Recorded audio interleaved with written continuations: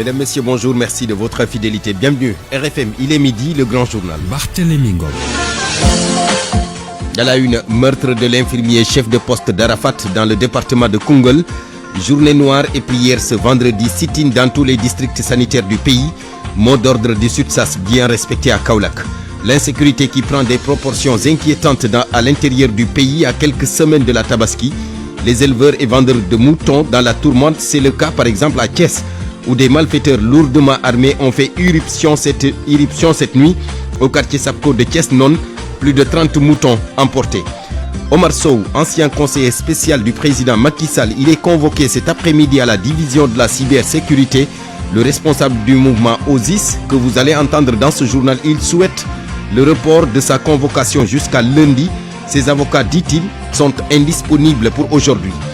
Contre l'homosexualité au Sénégal, la manifestation de cet après-midi autorisée, Jamra, Nitoudeg, Nyolank vont donc marcher la main dans la main avec un message à l'endroit des autorités, le grand absent à cette manifestation, Andesam Djikoyi. Le grand journal à suivre, les actualités internationales avec Anna Rocha, le sport Malal Diagne Junior, les quotidiens de ce vendredi largement revenus sur l'emprisonnement de Moustapha Diop, l'ancien ministre placé sous mandat de dépôt hier pour détournement présumé de deniers publics.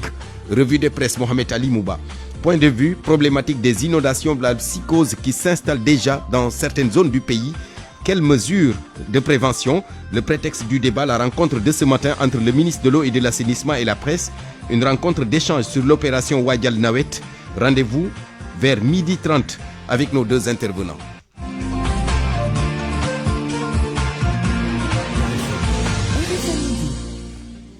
Barthélémy Ngom. Bienvenue à tous à la technique Aliouba. D'abord, le meurtre de l'infirmier chef de poste d'Arafat dans le département de Koungheul. Le syndicat unique des travailleurs de la santé et de l'action sociale appelle à une journée de mobilisation, journée noire donc, et des prières ce vendredi. Sit-in également au niveau des districts sanitaires du pays. Mot d'ordre bien respecté à Kaolack. Nous y reviendrons avant la fin de ce journal avec notre correspondante Fatou Mbow. Le département de Bambey qui justement continue de réclamer son hôpital de niveau 1. Les agents de santé prennent ainsi le relais et engagent le plaidoyer en marge de la tournée du SDT 3S. Chersek et ses camarades, au-delà de cette doléance, ont insisté sur le recrutement du personnel communautaire. Babacar Diouf peut-être avant la fin de ce journal. Santé toujours cette fois-ci à Louga, le centre hospitalier régional Amadou Sakhir Mbaye qui manque de matériel médical, notamment un scanner, pour corriger ces carences au sein de cet établissement sanitaire. Le nouveau directeur annonce des solutions afin de faire de l'hôpital une référence au niveau national. Le docteur Ibrahima Sitor Souleyman Sarr s'exprimait à l'occasion de la cérémonie de son installation. Nous l'écoutons avec Nafissa Toundiaye. Nous venons de prendre service dans un hôpital qui est hautement stratégique, car se situe non seulement dans une zone qui est très accidentogène, donc il va falloir qu'on puisse trouver comment l'améliorer pour qu'on puisse vraiment assurer une qualité de la prise en charge optimale. Donc ça sera également l'occasion pour nous de faire en sorte que cet hôpital devienne une référence non seulement régionale mais également une référence nationale en ce qui concerne la qualité de la prise en charge, en ce qui concerne l'accueil et l'orientation, l'innovation structurelle mais également la formation du personnel. Nous espérons que durant notre magistère nous puissions être à la hauteur de ces attentes et cela nous pouvons le faire que si nous sommes accompagnés, vraiment bien accompagnés non seulement par les autorités mais avant tout par le personnel ici présent, qui est un personnel quand même assez compétent et outillé. Donc il va falloir juste de petits règlements, de petites mises à jour pour que cet hôpital, vraiment, dans les mois qui vont venir, nous espérons que vous allez voir des changements adéquats et qui seront adaptés aux besoins des populations. À midi, 5 minutes, la suite du journal, je vous l'annonçais, manifestation contre l'homosexualité. Cet après-midi, une initiative du mouvement Rappel à l'ordre composé de Jamra, Nitoudeg, Nyolank, entre autres mouvements.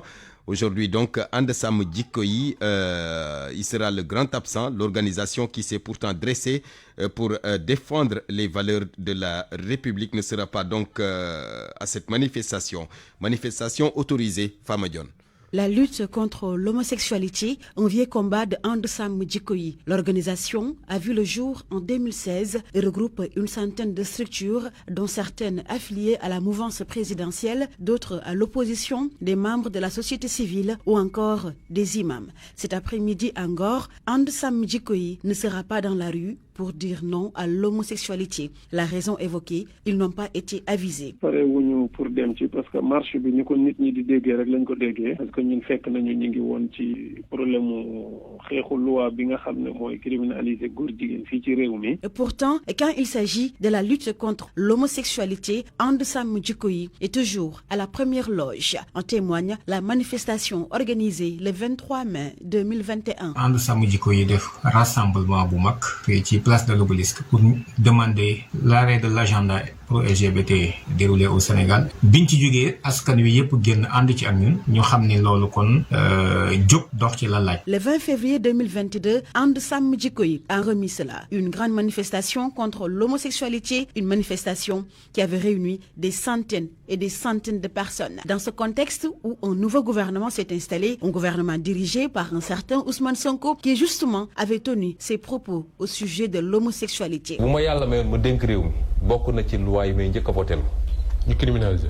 ma yàlla dénkoon réew mi bokk na ci loi yi may njëkk a voté te ñiy wax argument ne waruñu ko voté parce que àtte bi yàlla wax mooy nañu rey mais su doon loolu kay même assassinat nañ ko génne ci code pénal. Aujourd'hui, 23 mai, le mouvement Rappel à l'ordre avec Nitu Deug, l'ONG Jamra, Nyolank, va donc descendre dans la rue pour dire non à l'homosexualité, mais sans And Samm Jikko Yi. Cette fois-ci, pendant ce temps, l'organisation préfère rester à l'écoute des parlementaires de PASTEF qui les ont reçus lundi en ligne de mire, une loi criminalisant l'homosexualité. RFM, fréquente modulation 94.0. La radio en puissance. Je vous l'annonçais tantôt, le meurtre de l'infirmier chef de poste d'Arafat dans le Koungheul, journée noire et prière ce vendredi, sit-in dans tous les districts sanitaires du pays. Mot d'ordre bien respecté à Kaffrine avec une forte mobilisation des ICP. Narcisse Gomis, le président de And Gueusseum Kaffrine, que nous écoutons avec Ndeye Awa Bey. Comme on l'avait prévu dans notre plan d'action, aujourd'hui nous nous sommes tous réunis ici à Koungheul pour observer le sitting, mais on avait aussi déclaré une journée noire. Ça veut dire qu'aujourd'hui, toutes les activités sanitaires dans les différentes structures de la région, on les a boycottées. Donc aujourd'hui, nous sommes tous réunis ici pour non seulement manifester notre mécontentement par rapport à ce qui s'est passé, mais également aussi on fait un appel aux autorités administratives et judiciaires vraiment de poursuivre, de traquer ces malfaiteurs afin de les trouver et de les sanctionner. Mobilisation également des ICP de la région de Kaolack pour répondre à cet appel du syndicat unique des travailleurs de la santé et de l'action sociale.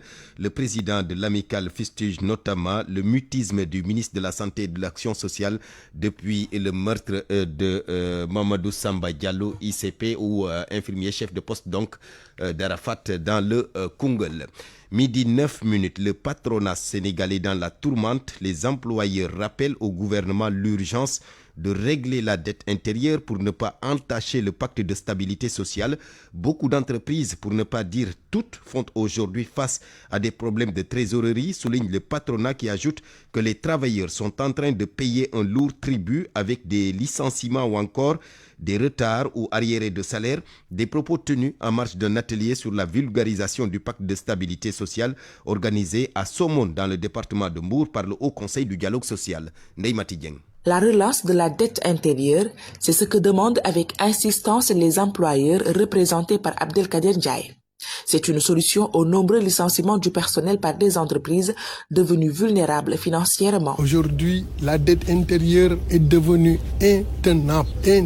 La résilience a atteint ses limites. Le gouvernement s'est engagé à faire des efforts dans cette direction. Nous sommes en face. Nous nous battons jour et nuit pour étouffer ces licenciements. Mais souvent, vous savez, la réalité économique, elle est là. Et dans cet élan aussi, j'insiste que le secteur privé national retrouve sa place. Cette problématique, comme tant d'autres, sont au cœur de cette cet atelier marquant la 39e Assemblée générale du Haut Conseil du dialogue social. Pape Birame Diallo, vice-président du groupe des travailleurs. L'autre préoccupation, c'est le suivi de la mise en œuvre des accords sectoriels dans l'éducation, la santé, les collectivités territoriales au niveau de la justice et la RTS, le processus de restructuration de la poste et également le chemin de fer. Toutes ces questions sont prises en compte dans le Pacte national de stabilité sociale pour une croissance inclusive et durable.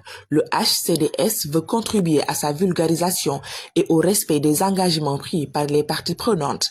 Mamadou Lamine Dianté en est le président. C'est notre responsabilité en tant qu'institution tripartite de promotion du dialogue social de faire la vulgarisation de ce pacte-là pour que nul n'en ignore. Mme Koumba Thiam, membre du Haut Conseil et représentante du gouvernement, elle, propose des réformes administratives profondes pour faire face à toutes ces difficultés dans le monde du travail.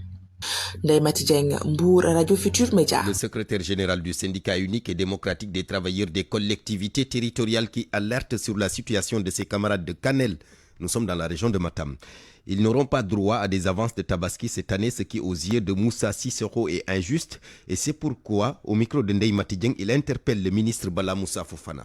C'est une chose excessivement grave et je voulais profiter de cette antenne pour justement alerter, pour demander au ministre des collectivités territoriales et à la direction du service public local de s'atteler à tout faire pour que ces braves travailleurs-là puissent rentrer dans leurs droits. Parce que vous imaginez, nous sommes à quelques encablures de la fête de Tabaski, appeler des pères et mères de famille, leur dire que vous n'allez pas bénéficier de l'avance Tabaski, c'est une chose excessivement grave. Alors, nous le faisons pour rien, mais nous voulons tout simplement interpeller notre ministre de tutelle, M. Moussa Bala Fofana, et le directeur du service public local pour justement trouver les moyens. Au moment où je vous parle, ils nous ont, en tout cas, c'est un document qui est sorti, qui a été signé par le secrétaire général du conseil départemental. Bon, maintenant, ce qui va se passer, c'est qu'il faut impérativement qu'on interpelle le directeur du service public local, qui va peut-être interpeller le receveur percepteur municipal de Kanel, de Matam, pour trouver très rapidement une solution par rapport à cette préoccupation que vivent les travailleurs. En tout cas, nous, en notre qualité de partenaire social, et ces travailleurs-là sont affiliés à notre organisation syndicale, nous devons aussi d'alerter le gouvernement par rapport à cet état de fait pour que très rapidement qu'on trouve une solution. Université Gaston Berger de Saint-Louis, la coordination des étudiants décrète une nouvelle grève de 48 heures. 48 heures de cessation de toute activité, mais également 48 heures de journée sans ticket. Mot d'ordre, une grève renouvelable bien sûr. Ces étudiants dénoncent le non-démarrage donc des travaux de la plateforme du village Haut et du chapiteau du restaurant numéro 2, la non-effectivité du Wi-Fi ou encore l'insécurité qui règne au sein du campus selon donc la coordination des étudiants de l'université Gaston Berger de Saint-Louis. Ce mouvement d'humeur également à la faculté des lettres, arts et sciences humaines de l'université Assane Seck de Ziguinchor. Les étudiants dénoncent la fermeture des chapiteaux. La décision a été prise à l'issue d'un conseil du FR face à la dégradation des conditions d'études dans ces installations. Mais aux yeux des étudiants, cette fermeture perturbe le déroulement des cours, surtout pour les étudiants en licence 1 qui n'ont plus de salle. Dès la semaine à venir, ces étudiants vont, disent-ils, lancer un mot d'ordre de grève qu'ils comptent étendre au niveau de toutes les autres facultés. Message en guise d'ultimatum adressé aux autorités de Assane Seck. Information Lamine Ba. Interdiction aux agro-business de vendre l'oignon et la pomme de terre. La mesure de l'agence de régulation des marchés fait déjà ses effets à Kaolack. Le marché local est bien approvisionné. C'est le rush des petits producteurs. Le service régional du commerce a investi le terrain pour veiller non seulement au prix, mais surtout sur la qualité des produits. Des contrôles rigoureux et stricts. Fatoumbo. Il n'y a pas lieu de s'inquiéter sur la disponibilité des produits horticoles comme l'oignon et la pomme de terre, même après la décision d'ouvrir le marché aux petits producteurs.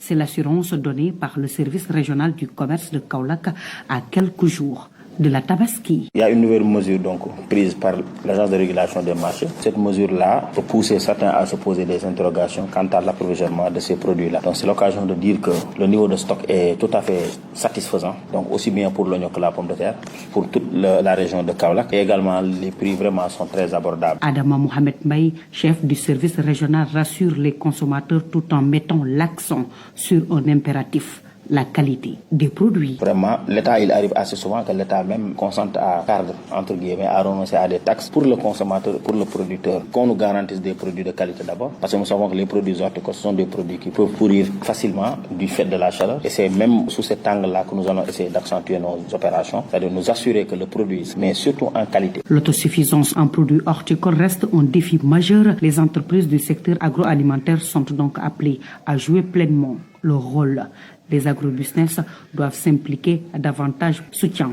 Adama Mohamed Baye. Nous savons que les productions sont importantes et tout. Les agrobusiness quand même sont mieux lotis, mieux dotés que quiconque. C'est la raison pour laquelle ils sont attendus. Donc nous sommes encore à quelques mois d'importation, mais nous savons tous qu'avec quelques efforts, surtout venant d'eux, nous serons totalement autosuffisants en oignons et en pommes de terre. Actuellement, plus de 300 tonnes d'oignons et de pommes de terre locales inondent les marchés du Saloum, une dynamique qui devrait se poursuivre même après la Tabaski, selon les autorités commerciales. Fatou Kaulak, Radio Futur Média. RFM, partout. Tout le temps. Je vous l'annonçais en titre, l'ancien conseiller spécial du président Macky Sall, Omar Sow, convoqué à la division de la cybersécurité cet après-midi, une convocation qui pourrait être liée, selon l'intéressé, à ses dernières sorties sur les réseaux sociaux. Mais le responsable du mouvement OSIS souhaite le report de cette audition jusqu'à lundi. Il évoque l'indisponibilité de ses avocats aujourd'hui. Omar Sow au téléphone avec Ndiogoudjen. J'ai reçu l'appel du commissaire qui dirige la cybercriminalité. Il m'a appelé ce matin vers 9h pratiquement. Il m'a dit que je fais l'objet d'une convocation. Et en tant que bon citoyen, j'ai répondu présent. Il m'a dit à 15h. J'en ai informé avec les avocats. Maintenant, qui ne sont pas disponibles encore parce qu'il y a la chambre criminelle à partir de 15h et il y a un autre avocat maître qui est en déplacement. Maintenant, on cherche de le joindre pour le report de la convocation. Pratiquement, il n'est pas encore joignable, mais mes avocats préfèrent que l'audition se passe lundi à leur présence. Est-ce que vous connaissez l'objet de votre convocation? L'objet de cette convocation, je ne sais pas encore, mais vous savez, depuis un certain temps, je ne parle pas. J'ai fait une émission pratiquement, je me dis que peut-être c'est l'émission que j'ai fait à Seneweb. Hier aussi, j'ai fait un post pour dire que actuellement tous les maires sont mis en prison. Farba Ngom, que ce soit Bart, il a été déchu de son mandat. Moustapha Diop hier et peut-être Mansour Faye lundi. Sophie Gladima, pratiquement, il y a des élections anticipées en vue. Et peut-être c'est ce poste-là, ou bien par rapport à l'émission que j'ai fait à Seneweb. Et moi, en tout cas, personnellement, je reste zen, je me reproche de rien et j'irai répondre tranquillement comme un bon citoyen. Et pour l'émission sur Seneweb, qu'est-ce que vous avez dit de compromettant? Compromettant, j'ai rien dit, j'ai juste répondu. Vous savez, Walidou Bodia a parlé de bracelets, qu'on doit faire porter les bracelets. Et j'ai dit, Ismaël Madior Fall, nous tous nous savions qu'avant qu'il soit arrêté, et nous tous nous savions, moi j'avais reçu des informations à l'intérieur qu'il sera mis sous bracelet. C'est ça que j'ai fait part. Et j'ai fait part de certains ont dents contre lui. Moi, en tout cas, je ne me reproche de rien. Et je pense que le Sénégal doit dépasser ça parce que les urgences sont ailleurs. Omar Sow convoqué à la cybersécurité donc cet après-midi, mais il souhaite que cette convocation soit donc différée jusqu'à lundi. Il évoque l'indisponibilité de ses avocats. Le dialogue national du 28 mai prochain, le M10 Liguey Sénégal Kidjam de Samba Ndiaye s'ajoute à la liste donc des participants. Selon l'ancien directeur général des grands trains du Sénégal, c'est une occasion unique pour se réconcilier. Samba Ndiaye interrogé par Mohamed Ali Mouba. Hier soir, vers 2h30 du matin, il y a des malfaiteurs qui sont venus ici, qui sont venus avec leurs armes, qui ont tiré des coups de sommation à l'air, qui ont fait fuir. Nous sommes preneurs de ce dialogue, nous allons participer au dialogue. Pour nous, le dialogue est un nouveau tremplin. Imaginons donc que nous nous entendions sur la digitalisation du parrainage et que nous disions qu'à chaque élection, le ministère de l'Intérieur mettra un portable, un terminal à la disposition des candidats, un terminal connecté au fichier du ministère de l'Intérieur et qui permettrait à chacun de faire son parrainage tranquillement. De cette façon, on pourra éviter les doublons, on pourra éviter toutes les dépenses liées à la paperasse qu'on nous livre à chaque fois, les fiches et autres. Je pense que nous devons en arriver là. Le moment est venu, comme l'a fait Trump, de reconnaître dans notre constitution qu'il y a deux sexes, hommes et femmes, et que l'État prenne les dispositions. Parce que la question n'est pas seulement le mot criminalisation. Non, le vol de bétail est criminalisé. Aujourd'hui, non seulement on vole, mais on tue avant de voler. Donc la question question, c'est quelles sont les mesures qu'il faut prendre par rapport à ceux qui en font la promotion, par rapport à certains lieux de débauche,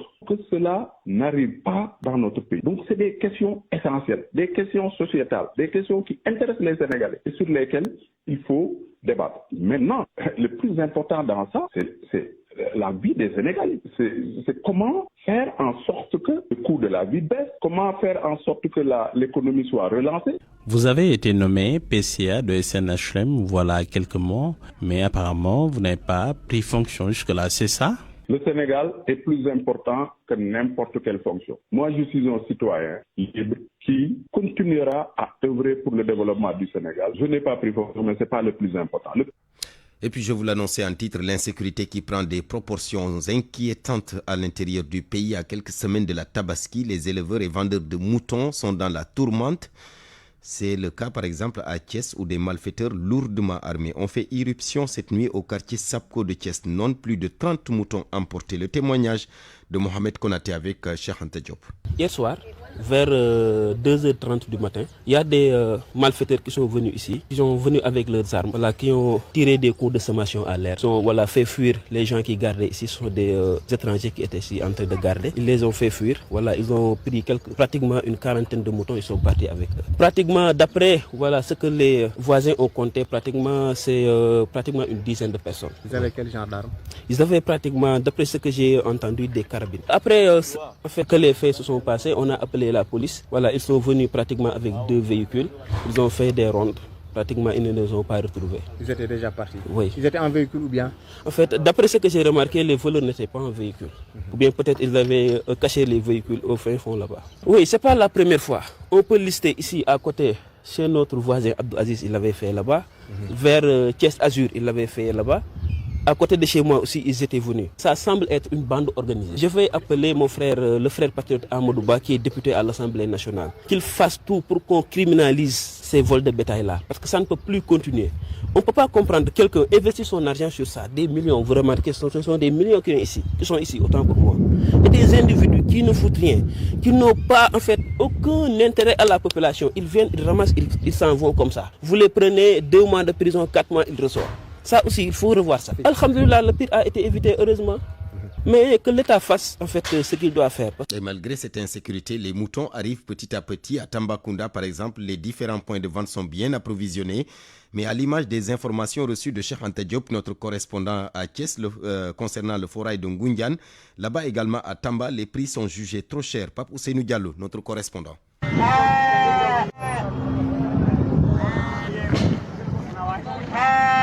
Lamine Sow est un éleveur rencontré au forail de Tambacounda, niché sur la route nationale numéro 1 à la sortie de la ville. Selon lui, les moutons sont chers à cause de la flambée des prix de leur alimentation, mais aussi du manque de financement. Vous voyez comme ça, c'est dur. Il y a des moutons ici. Oui, les moutons sont chers parce qu'ils sont grand coton là, il est très cher. On n'a pas de financement, ni ripasse, ni l'argent. Les autorités, il faut bien à nous aider. Qu'ils nous financent de l'argent, il faut nous amener aussi des grains de coton, des ripasses. Amener parce qu'on est fatigué. À côté de lui, un autre éleveur du nom de Goracham, venu de la périphérie de Tambacounda, explique cette cherté. Je trouve les moutons plus chers cette fois-ci par rapport à l'année passée. Bon, cela vaut parce que l'alimentation est un peu chère. Parce que moi, j'élève. Mais quand j'élève un mouton, si je regarde, j'achète pour l'alimenter, elle est très chère. L'alimentation est très chère. C'est ce qui vaut que les moutons maintenant sont devenus chers. Du côté des rares clients rencontrés, la cherté du mouton est au bout des lèvres. Sahadjara révèle. Si les moutons ne sont pas abordables, parce que les petits moutons, on dit 150 000, 200 000, c'est trop cher. Il n'y a pas de moutons. Franchement, Tamba, il n'y a pas de moutons. On est en train de souffrir trop même. Ainsi, le constat reste le même dans les autres points de vente où les préparatifs de l'Aïd el-Kébir, communément appelé Tabaski, rythment avec la rareté des moutons et leur plus jugé élevé. Tambacounda, Pape Ousseynou Diallo, Radio Futur Média. RFM. L'actualité internationale. Alain Rocha, bonjour. Bonjour Barthélémy Ngom, bonjour à tous. L'actualité internationale, la CEDEAO et l'AES qui renouent le fil du dialogue à Bamako. Les ministres des Affaires étrangères de l'Alliance des États du Sahel et le président de la commission de la CEDEAO ont entamé hier jeudi au Mali des consultations. Selon APA News, ces consultations devraient permettre de futures négociations après le retrait des 3 pays sahéliens de l'organisation régionale. Une rencontre qui était attendue et souhaitée, comme commente le docteur Moustapha Diouf, spécialiste de la CEDEAO. On l'écoute.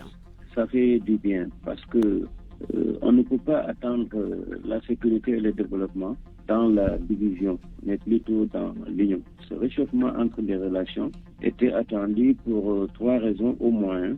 Parce que déjà les modalités de retrait à la fin de l'ultimatum étaient à l'étude.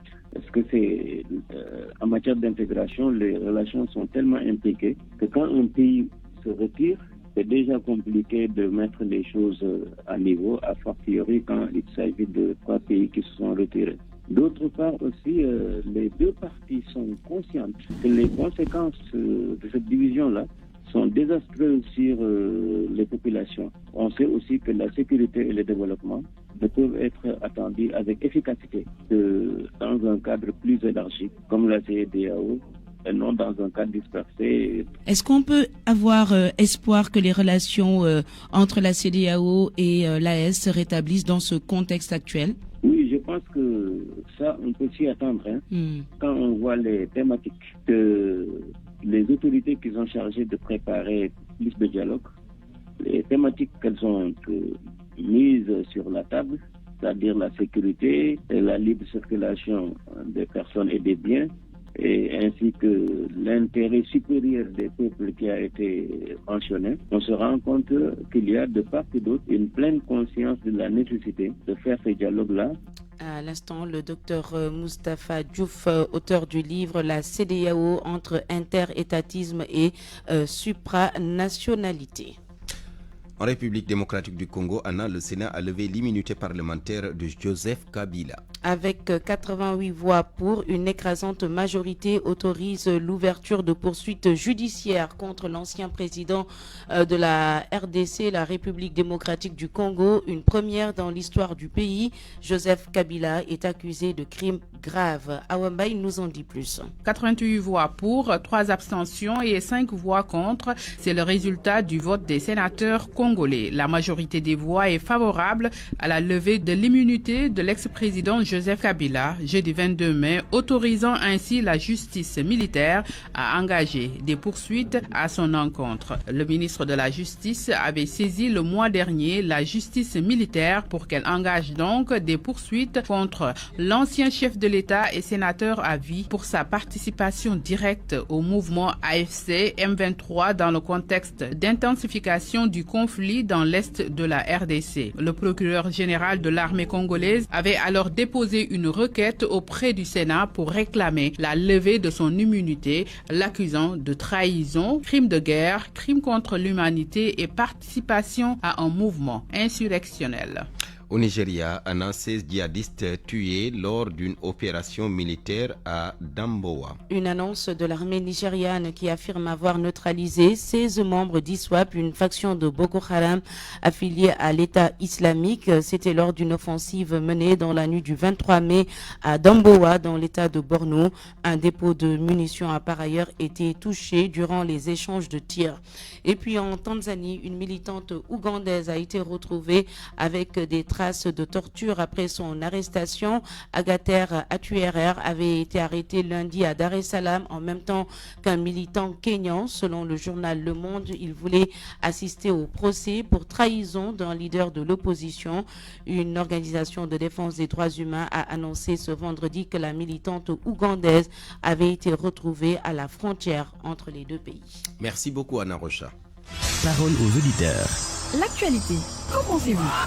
Moi, je pense que vous devez. Réagissez dans nos éditions d'information sur l'actualité. Bonjour. Du lundi au vendredi, vous avez la parole sur RFM.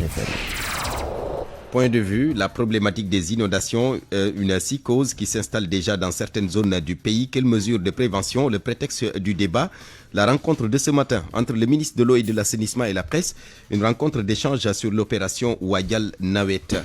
Pour en parler, nous serons tout à l'heure donc avec Madi Kessissé, le directeur de la prévention et de la gestion des inondations au ministère de l'hydraulique et de l'assainissement, et Babacar Mbaye Ngaraf, le coordonnateur de la synergie des actions pour l'assainissement de la banlieue.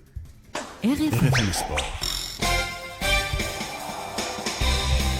Malal Diagne Junior, bonjour. Bonjour Barthélémy. Le stade Léopold Sédar Senghor qui accueille la 12e édition de Dakar ce samedi. Du meeting international de Dakar, un stade nouvellement réhabilité par l'État du Sénégal en collaboration avec la Chine et qui va ouvrir ses portes au grand public pour la première fois ce samedi. Pour cette 12e édition, la Fédération sénégalaise d'athlétisme a pris toutes les dispositions pour une bonne organisation, mais également pour relever le niveau des compétitions. Papa Serine Diène est le directeur technique national de la Fédération sénégalaise d'athlétisme. Il est avec Cheikh Tidiane Diagne. Nous nous sommes inscrits sur 2 plateaux, c'est-à-dire réussir le pari de l'organisation, mais aussi réussir le pari de la participation au niveau des Jeux Olympiques de la jeunesse de Dakar 2026. C'est ainsi que nous avons mis sur place ce meeting, en commençant par un label bronze, par la suite un label argent et maintenant un label qui s'approche de l'or, mais même s'il y a c'est dénommé pour le moment argent. Donc nous avons essayé de l'organiser avec un grand plateau, en ayant les meilleurs Africains ou bien des athlètes qui se rapprochent du niveau des meilleurs Africains, mais aussi en l'organisant dans un stade qui est reconnu et qui a un standing de level 1, donc il peut abriter n'importe quelle compétition à l'international. Au-delà maintenant de cet aspect organisationnel, nous avons essayé d'organiser des épreuves pour les jeunes qui sont ciblés pour les Jeux Olympiques de la jeunesse 2026 pour qu'ils puissent participer à des compétitions sur le 100 mètres, sur le 400 mètres, mais aussi sur le 800 mètres. Et ces jeunes seront les 10 meilleurs du pays sur chaque spécialité citée. Avant les morts subites, même étant donné que nous voulons une compétition équitable, nous avons mis sur place le contrôle antidopage et maintenant il y aura le contrôle inopiné aussi et le wear out. Donc cela veut dire que tous les athlètes qui sont présents pour le meeting ont donné leur localisation pour qu'ils puissent être contrôlés à tout moment durant leur séjour. Et nous parlons de football en Italie. On joue le titre ce soir entre Naples et l'Inter de Milan. Les deux équipes sont au coude à coude pour le Scudetto. L'Inter, en déplacement face à Como, espère gagner et souhaite la défaite à Naples pour être champion. Même scénario pour Naples qui reçoit l'équipe de Cagliari. Rencontre donc à suivre. Ces rencontres donc sont à suivre en direct aujourd'hui, à suivre donc à distance pour savoir qui va remporter le Scudetto pour l'Italie, le basketball. Nous en parlons avec maintenant la suite des huitièmes de finale de cette play-off avec aujourd'hui chez les dames. CMT Ziguinchor qui joue contre l'équipe de Debaloc. Saint-Louis Basket Club reçoit l'équipe du Dakar University Club. Chez les hommes, la SVD Dakar jouera contre l'UGB. Guédiawaye Basket défiera Louga Basket Club. Et nous parlons de la Ligue Pro. La Ligue professionnelle qui va entamer sa 25e journée dimanche avec plusieurs rencontres au programme. Gorée, leader, joue contre l'équipe de Dakar Sacré-Cœur. Diamono Fatick en bas de classement joue contre Guédiawaye Basket. La Sonacos défiera Oslo. Le Djaraf joue contre l'équipe de Teungueth FC. Rencontre à surveiller de très près puisque l'année dernière il y a eu des problèmes entre les supporters des deux équipes. L'AS Pikine jouera contre l'équipe du Casa Sport. Agel défiera les HLM. La suite est prévue lundi. La Ligue 2 également va jouer pour la 25e journée. Djambar face à Stade de Mbour, c'est un duel sur la petite côte. Snaps Excellence face à Étoile Lusitana. Kafrine face à l'équipe du Duc. Amitié joue contre Ndiambour. Esamaï croise à Ziguinchor Thiès FC. RS Yoff défiera l'équipe de l'AS Saloum. Et on termine avec le tournoi de l'UFOA demain également. Deuxième sortie pour les Lions qui ont remporté leur première sortie hier face à la Guinée. Les Sénégalaises défient l'équipe de la Gambie à 16h. La Sierra Leone fera face à la Guinée dans la poule A à 19h. La Guinée-Bissau jouera contre le Mali. Libéria défiera l'équipe de la Mauritanie. Barthélémy. Merci Malal. Les quotidiens de ce vendredi largement revenus sur l'emprisonnement de Moustapha Diop, le maire de Louga, ancien ministre. Bonjour Mohamed Ali Mouba. Bonjour. À la une, Moustapha Diop envoyé en prison. On a les piliers de l'ancien régime vacillent sous le poids de la justice après Sophie Gladima, déjà tombée dans l'ombre du mandat du dépôt. C'est Moustapha Diop qui voit sa liberté s'effacer derrière les cris de la détention préventive. Face au juge, l'ex-ministre n'a pas su renverser la vapeur. Le journal Les Échos note que le ministre a proposé une caution en nature refusée par la commission qui exige un chèque. L'observateur constate que les bordereaux de commande et les procès-verbaux de réception n'ont pas convaincu la commission d'instruction. Conséquence, constate le quotidien, l'ancien ministre passe de la lumière à l'ombre. L'ancien ministre a de l'industrie poursuivi pour détournement de 930 millions, ce qui fait dire au journal Les Échos que les poursuites quittent 2,5 milliards pour retomber à près de 931 milliards. Un de ses avocats confie au journal que tout était planifié, le mandat du dépôt prêt. À notre arrivée, dit-il, on savait que la messe était dite, les agents pénitentiaires étaient déjà positionnés. Ainsi donc, Moustapha Diop rejoint la longue procession des figures déchues emportées par cette marée nouvelle qui promet de juger le passé à la lumière du présent. C'est que pour l'observateur, l'ancien ministre a été rattrapé par une tempête judiciaire au chef d'inculpation, je cite, accablante. Le parapluie financier de Sakamous ne l'a pas sauvé de rebus dont il devient désormais un des célèbres pensionnaires. Mais pendant que la justice rattrape les figures de l'ancien régime, une autre bataille se joue sur le terrain des libertés. La société civile sénégalaise, article 19, la radio Africa-Yom Center, entre autres, dans un sursaut de vigilance démocratique, interpelle fermement les nouvelles autorités. Elle demande sans détour une révision des articles de loi liberticide qui envoient chroniqueurs, journalistes et influenceurs derrière les barreaux pour des mots, des critiques, des opinions. Le cas Abdounger, comme celui d'autres voix récemment muselées, illustre cette dérive inquiétante, relève sur ça, celle d'un État qui, au nom de la stabilité, fragilise la liberté d'expression. À la une du journal Point Actu, participation de la PR au dialogue national, l'effet de la valse hésitation. Finalement, les TDR et des invitations ont été envoyées par le ministère de l'Intérieur à la PR et au parti du FDR suite à leur rencontre avec la société civile. Le tweet jamais démenti d'Alioune Tine sur les dispositions de Macky Sall à dialoguer une semaine après les révélations sur l'entretien téléphonique Macky-Alioune Tine. Pape Malick Ndour se résout à briser son lourd silence. Point Actu campe sur les faits et s'interroge. Après le tête-à-tête Sonko-Aronaya à Ouagadougou, la paix redoute la participation de certains ténors au dialogue. À la une du journal Walf Quotidien, débat fiscal sur la séparation des impôts et des domaines, atouts et limites d'une scission. Moustapha Diakhaté, expert financier, dit qu'il faut une séparation organique de la DGID. Pour Maïssa Babou, il est économiste, ce serait beaucoup mieux. Souleymane Keita, économiste, lui pense que c'est plus facile à dire qu'à faire. Dans le journal L'Observateur, Baca Blanc 2025, triche à grande échelle au lycée Blaise Diagne de la Fosse. L'ampleur du scandale est telle qu'au sein de l'inspection d'académie, il a été convenu de tirer l'affaire au clair par des mesures fortes. L'enquête a permis d'identifier un nombre important d'élèves régulièrement inscrits aux deux établissements scolaires. Un certain gay identifié comme l'auteur de la fuite est un agent de la ville de Dakar mis à la disposition du lycée Blaise Diagne, note encore la publication. À la une du journal Les Échos, en assemblée générale annuelle demain à Guéréo, la fédération de foot en chiffres. L'élimination des Lions du Sénégal en 8e de finale de la CAN 2024 prive la fédération sénégalaise de foot de plus de 2,8 milliards. Le ministère des Sports n'a toujours pas épongé sa dette de 877 millions de francs CFA, dette de 1,7 milliard francs CFA des partenaires. La fédération sénégalaise de foot s'est aussi endettée à hauteur d'1,60 milliard de francs CFA. Et puis le journal L'Observateur qui revient sur l'histoire du déficient mental, mort, calciné dans un mystérieux incendie. Le journal pointe la troublante histoire du caroleur, vous le savez, décédé dans un mystérieux incendie alors qu'il était enchaîné au lit. Le confrère vous dit tout en page intérieure. Bonne nuit à tous.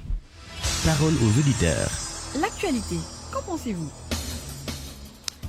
Nous en venons maintenant à point de vue problématique des inondations, la psychose qui s'installe déjà dans certaines zones du pays. Quelles mesures de prévention? Le prétexte du débat, je le rappelle, c'est la rencontre de ce matin entre le ministre de l'eau et de l'assainissement et la presse, une rencontre d'échange sur l'opération Wadial Nawet. Pour en parler, nous sommes avec Madické Cissé. Monsieur Cissé, bonjour.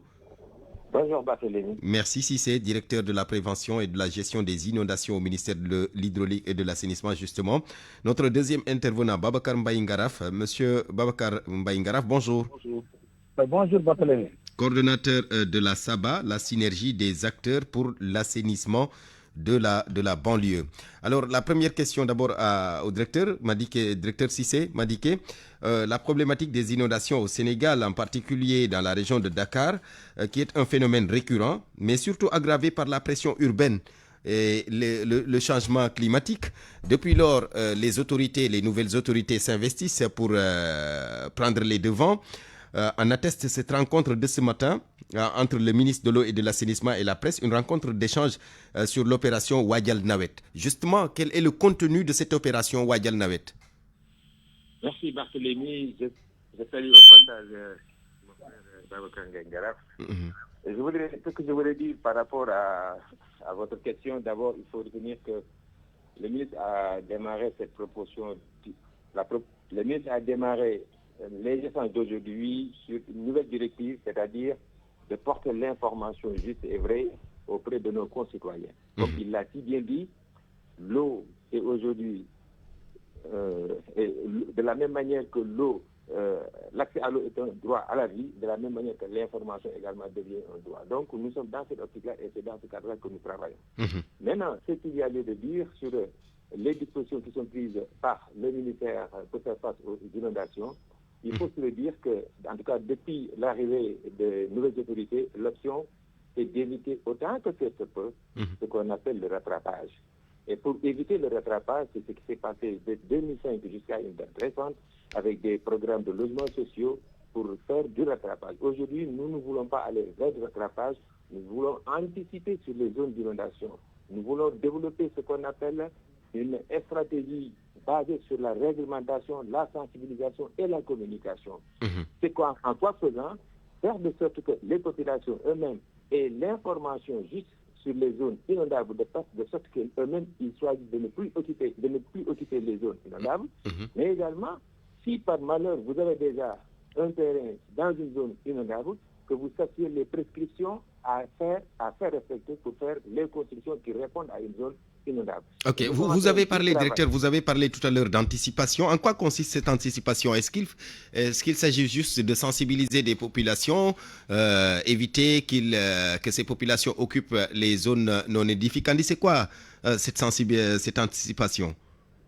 Oui, cette anticipation, nous avons déjà aujourd'hui, nous avons ce qu'on appelle la cartographie des zones inondables à l'échelle nationale. Et cette cartographie-là, maintenant, on a mis toute la documentation à la disposition des autorités administratives, des autorités territoriales, mais surtout auprès de la population. Aujourd'hui, à partir de votre téléphone, vous pouvez télécharger les cartographies et vous échanger directement avec votre téléphone sur la situation géographique de votre zone pour savoir est-ce que vous êtes dans une zone inondable ou pas. Donc c'est ça l'anticipation. Et aujourd'hui, les maires qui sont dans les zones aujourd'hui, en tout cas dans les zones que nous avons étudiées de manière détaillée, tous les maires ont aujourd'hui cette cartographie-là qui leur permet de voir les zones inondables et surtout les zones à risque d'inondation. Oui, mais le problème est, oui, on voit les zones inondables maintenant et après. On fait comment? Oui, c'est ça que j'ai dit. Maintenant, c'est-à-dire qu'il ne peut plus y avoir d'autorisation de lotir sur les zones inondables, par exemple. Et c'est ça que je dis que nous voulons travailler dans l'anticipation pour éviter tout simplement les rattrapages qui ont eu lieu dans les années. Ok, ça c'est peut-être une vision à long terme, mais dans le court terme, on sait déjà qu'il y a des populations qui occupent déjà des zones inondables. Qu'est-ce qui est prévu pour ces populations-là? Non, pour ces populations-là, on est en train d'y travailler. Aujourd'hui, vous prenez Dakar, en tout cas les zones où il n'y a pas de réseau, par exemple, il y aura des dispositifs de pompage et également les programmes de rattrapage avec les canalisations sont toujours en vigueur. Vous avez vu que dans le Kermassar, par exemple, le projet est en train de travailler sur un grand bassin versant, c'est le bassin versant du bassin de la Mbabos. Donc là également, on est obligé de continuer à faire le travail de rattrapage. Mais en plus de ce travail de rattrapage, on est obligé aujourd'hui d'entretenir les réseaux qui ont été déjà réalisés à l'échelle depuis presque quelques années. D'accord. Je reviens à vous tout à l'heure, directeur Cissé. Babacar Mbaye Ngaraf, ça fait des années, vous êtes sur le terrain, la synergie des acteurs pour l'assainissement de la banlieue, vous êtes sur le terrain donc pour faire un peu l'état des lieux. Est-ce que vous avez senti un peu ce travail des autorités pour faire face à d'éventuelles inondations? Oui, merci Barthélémy. Permettez-moi d'abord de saluer mon frère et ami là, Modiké Cissé, avec qui nous avons pendant longtemps travaillé dans la gestion des inondations. Mais il faut quand même reconnaître que c'est vraiment dommage que aujourd'hui encore au Sénégal qu'on connaît des problèmes d'inondation. Rappelez-vous que les inondations, en tout cas dans leur ampleur actuelle. Oui, le phénomène des inondations, c'est un phénomène naturel qui frappe même les grandes puissances. Absolument, mais dans d'autres pays, la particularité, c'est que les inondations nous frappent depuis 2005. 2005 à aujourd'hui 2025. Ça a connu mine de rien 20 ans. Maintenant, chaque année, les Sénégalais sont confrontés à ce problème d'inondation. Pour faire face à la récurrence, l'État du Sénégal avait choisi ce qu'on appelle un plan décennal de lutte contre les inondations. Un plan qui nous a coûté énormément d'argent. Avant lui, nous avons connu d'autres plans, le plan Djahaï et autres. Et malgré tous ces plans et toutes les sommes faramineuses dépensées, que le continuer encore de parler d'inondation pose problème. Maintenant, pour en venir à la question proprement dite, posée, c'est que par rapport à la lutte contre les inondations, nous tous savons que l'étape la plus importante, c'est la prévention. C'est pour cela que je dis chaque fois que mon frère ami me dit qu'il a du boulot à faire. Parce que les inondations, on remporte la bataille avant l'hivernage. C'est-à-dire qu'il y a des dispositions à prendre, des dispositifs à mettre en place pour parer à ces inondations-là. Et ces opérations tournent principalement autour de entretien des stations de pompage, écrêtage des caniveaux, curage des caniveaux. Oui, là, je vois par exemple, ils sont... Attendez, j'en viens. C'est-à-dire ces opérations pré-hivernales, si elles sont réussies, je ne dis pas qu'il n'y aura pas d'inondation, mais en tout cas pas dans les ampleurs inquiétantes. Et à ce niveau aussi, il faut avoir le courage et l'honnêteté de dire qu'effectivement, les équipes de l'ONA sont sur le terrain. Très honnêtement, on les voit. En tout cas, ceux qui nous parviennent, les échos qui nous parviennent de nos représentants à la base, nous rassurent parce qu'effectivement, les dispositions sont prises sur le terrain. Maintenant, il faut également saluer, cette fois-ci, l'implication des populations. Allô? Oui. Et je pense que tout cela mis ensemble peut permettre d'espérer à une gestion efficace, efficiente des inondations. Maintenant, pour terminer, il faut éviter certaines pratiques. Parce que dans le temps, c'est pas la première fois qu'on prend ces dispositions. Hein. Tout le temps, à la veille de chaque hivernage, il y a un conseil interministériel à l'occasion duquel on annonce des dispositions prises, des dispositifs mis en place, des équipes constituées, mais pourtant, à l'heure du bilan, on se rend compte que les Sénégalais souffrent encore des inondations. Maintenant, nous osons espérer qu'avec cette nouvelle équipe dirigeante, on peut ne pas connaître les pratiques que nous connaissions par le passé, qui étaient toujours à l'origine des dysfonctionnements notés à la tombée des pluies pour l'évacuation des eaux. D'accord. Les autorités sont depuis lors sur le terrain pour le curage des caniveaux, justement. Mais est-ce qu'elles vous ont associé, vous, acteurs de l'assainissement de la banlieue? Oui, mais je dois dire, les acteurs sont impliqués. Hein. À la base, nous allons devoir des gens, des associations qui ne sont peut-être pas la nôtre. Parce que nous, on ne personnalise pas. Ce qui est important, c'est que les populations qui sont les principales victimes d'inondations soient impliquées. Parce que ce qui fait pour quelqu'un, le faire avec lui est mieux. Et là aussi, il faut saluer franchement que les populations sont impliquées. Nous, on ne se focalise pas, que ce soit à la SABA, que ce soit aux associations. L'essentiel, c'est que sur le terrain, il y ait des dispositifs, des équipes capables de réagir à vite et à chaud. À chaque fois qu'il y a une menace d'inondation. D'accord, merci Babacar Gaye. Je reviens à vous tout à l'heure. Oui. Non, je voudrais ajouter par rapport à ces opérations prévenantes, c'est vrai qu'il y a l'écrêtage, il y a le curage, mais il y a aussi et surtout le faux cordage des bassins de rétention pour maximiser la capacité de rétention des eaux pluviales qui parviennent à ces bassins-là. Mais là aussi, j'en profite pour lancer un appel à médiquer parce que souvent on pêche, parce qu'on voit qu'il y a souvent du tape à l'œil, les opérations ne sont pas bien faites. Donc, s'il y a pluie, donc les bassins se remplissent très vite, d'abord et envahissent les quartiers environnants. Les quartiers, oui. Pire encore, l'eau n'étant pas évacuée par les canaux, elle stagne et provoque des inondations. D'accord, je reviens à vous tout à l'heure, Babacar Mbaye Ngaraf. Directeur Cissé, c'est vrai, vous êtes en train de prendre les devants, faire dans l'anticipation, d'accord. Mais par exemple, pour le cas de Dakar et de Touba, on sait que le Grand Magal aura lieu encore cette année en plein hivernage. Quelles sont les dispositions que vous avez prises en tant qu'autorité pour le cas spécifique de Touba? Ce qu'il faut comprendre, Barthélémy, Touba n'est pas comme Dakar. À Dakar, aujourd'hui, on a des exutoires identifiés. Ce sont les lacs, oui, Warouaï, etc.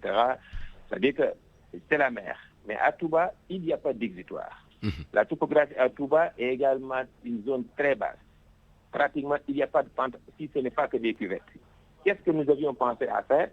C'est d'abord de développer au moins des bassins. Et vous avez vu que nous avons réalisé aujourd'hui à Touba 2 grands bassins au niveau de Kernian, mais également un 3e grand bassin de 74 000 mètres cubes au niveau de Nguélébou.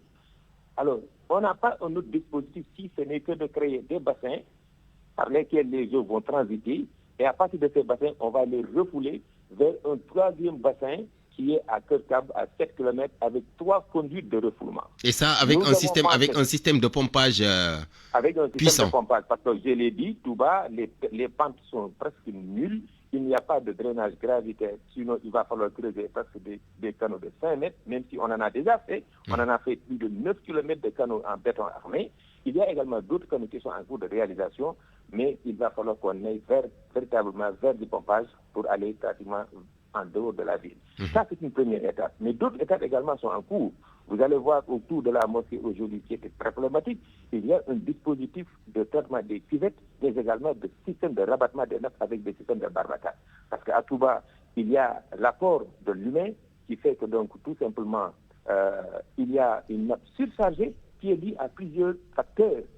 D'abord, il y avait un défaut d'assainissement et ça également, l'État est en train de faire les efforts pour apporter aux populations de Touba, notamment dans la zone sacrée, un assainissement individuel avec un système collecteur, mais également au fort et la SONES sont en train de renouveler les conduites d'eau qui continuaient à alimenter la nappe.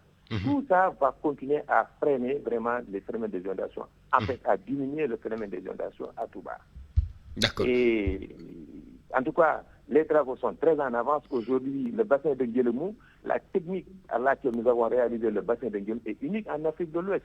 Parce que nous avons réalisé ce bassin-là sur une zone de nappe avec des micro-tangents qui sont perforés à l'intérieur du sable sur presque 8 mètres, avec une fondation de 25 cm de couche de fondation. Donc, ça, c'est les efforts colossaux qu'il va falloir saluer et qui sont une première aujourd'hui à Touba. D'accord. Babacar Mbaye-Ngaraf l'a évoqué tout à l'heure, la problématique de ces bassins qui ont tendance à déborder. Là aussi, c'est un problème. Tu as parfaitement raison. Mais j'ai dit qu'aujourd'hui, l'essentiel des bassins, en tout cas pour ce qui est de Dakar, en tout cas, les bassins qui sont dans la zone de la banlieue, pour l'instant, sont collectés de manière gravitaire. Donc, il n'y a plus de risque de débordement parce qu'effectivement, si vous créez un bassin sans lui trouver un déversoir, c'est la catastrophe. Ouais. Mais vous allez aujourd'hui de Djidakare jusqu'au lac Tourour, tous les bassins sont interconnectés et il y a un système de déversement de manière gravitaire. Donc, ça, il n'y a pas de risque aujourd'hui parce que les bassins vont simplement couler de manière gravitaire vers les exutoires. Maintenant, dans les zones où il n'y a pas pratiquement un écoulement gravitaire, on est obligé également de mettre un dispositif de pompage pour soulager. Mais comme il l'a dit, effectivement, ces bassins-là méritent un traitement particulier parce que c'est des bassins qui sont réalisés il y a longtemps. Donc, il va falloir procéder au focardage, les aménagements qui s'y et là également, il a parfaitement raison. En tout cas, nous allons essayer autant que faire de focarder le maximum sur ces bassins-là parce que le problème que nous avons avec les PIFA, c'est qu'il n'y a qu'une seule machine ou bien 2 machines au Sénégal qui peuvent entrer, c'est ce qu'on appelle les pelles amphibies. Et ce sont ces pelles amphibies-là qui permettent d'entrer à l'intérieur des bassins, à l'intérieur des lacs pour enlever les faux cordages. Et il va falloir donc vous inscrivez presque 4 mois à l'avance. Et comme c'est des privés également, quand ils voient plus offrant en Mauritanie par exemple ou ailleurs, ils vont vous dire que la machine est en panne et vous n'y pouvez rien. Mais en tout cas, autant que nous y travaillons. D'accord. Merci beaucoup. Merci, directeur. On vous retrouve tout à l'heure dans le journal de 13h. Madické Cissé, directeur de la prévention et de la gestion des inondations au ministère de l'Hydraulique. Babacar Mbaye-Ngaraf, il n'est plus en ligne. Monsieur Ngaraf, malheureusement. Oui, un dernier mot. Préjugé facile, jusque-là, c'est bon. Préjugé favorable, j'allais dire. Mais jusque-là, c'est bon. En tout cas, le discours rassure. Maintenant, on attend dans la pratique. Parce que comme je l'ai dit tantôt, nous avons toujours entendu ce discours rassurant, mais malheureusement, c'est dans la mise en œuvre des stratégies de lutte qu'on est souvent dessus. Et Madické l'a souligné tantôt, il y a effectivement ce problème de faux cordage, mais il y a également le problème de curage des caniveaux. En réalité, peut-être ce n'est pas à leur niveau. Et c'est les aider de donner la bonne information pour leur permettre de venir constater visu eux-mêmes. Mais malheureusement, dans ce pays, le mal profond est que quand on pose des débats, au lieu que les gens essaient de percevoir un message, essaient de trouver une solution au problème, d'abord, il faut donner la peine de vérifier l'information. On se limite à dire que Dieu de bagne, il est contre vous, il est ceci, il est cela. J'en profite pour lancer un appel au ministère en charge de la gestion des inondations, de venir sur le terrain constater effectivement le tirage des caniveaux. Parce que jusqu'ici, ce qu'on connaissait, c'est qu'il y a un crack tac à l'œil. C'est-à-dire la partie visible. On fait un bon travail. Mais en réalité, à l'intérieur, la saleté et la boue qui empêchent l'évacuation des eaux est là-bas. Si bien que dès les premières et deuxièmes pluies, l'eau stagne, il y a des inondations, on crie. Et cela oblige l'État à lancer un autre plan. Merci beaucoup. Merci. Vous allez poursuivre le débat tout à l'heure dans le journal de 13h. Merci Babacar Mbaye Ngaraf, coordinateur de la synergie des acteurs pour l'assainissement de la banlieue. Merci également à Madi Kessi, directeur de la prévention et de la gestion des inondations au ministère de l'Hydraulique et de l'Assainissement. On vous retrouve tous les deux dans le journal de 13h. Merci chez vous. Mais c'était le midi. Barthélémy Ngom au micro, Aliouba à la technique, Yacine Pouye au digital, réalisation Elhadji Ndiogou Diène, chef d'édition Awambaye. Merci à la production. Merci également à RFM Région, les correspondants. Bonne suite de programme sur la RFM. L'info revient dans moins de 5 minutes.